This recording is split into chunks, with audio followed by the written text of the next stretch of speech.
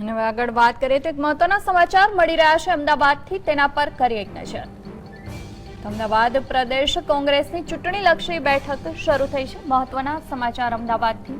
પ્રદેશ કોંગ્રેસની ચૂંટણીલક્ષી બેઠક શરૂ થઈ છે. મહત્વપૂર્ણ છે કે ગુજરાત કોંગ્રેસના પ્રભારી અશોક ગેહલોત પણ ગુજરાતમાં છે.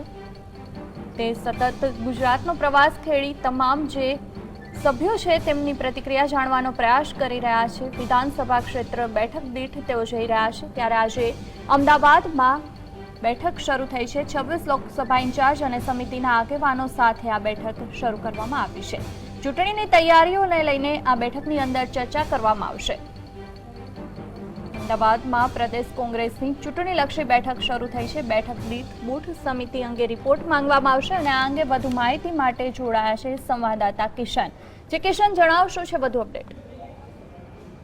અમદાવાદ પ્રદેશ કોંગ્રેસ કાર્યાલય ખાતે આજે પ્રભારી અશોક ગેહલોત અને પ્રમુખ ભરતસિંહ સોલંકીની અધ્યક્ષતામાં આજે 26 લોકસભાના જે નિરીક્ષકો છે તેની 1-to-1 બેઠક થઈ રહી છે. તમામના ક્લાસ લેવાઈ રહ્યા છે. વાત કરવામાં આવે તો જે રિપોર્ટ તૈયાર કરવામાં આવ્યો છે, જે બૂથ લેવલનો રિપોર્ટ તૈયાર કરવામાં આવ્યો છે અને જે ઉમેદવારોના નામને લઈ અને કયા પ્રકારનું કામ છે તે નિરીક્ષકો દ્વારા કરવામાં આવ્યું છે તે તમામને લઈને ચર્ચા થઈ રહી છે.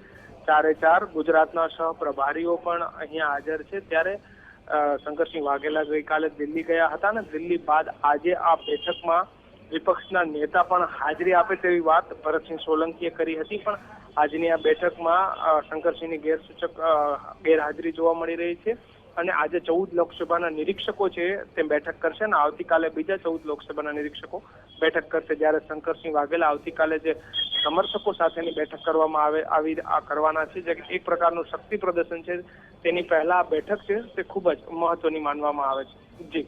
જી આભાર કિશન સમગ્ર જાણકારી.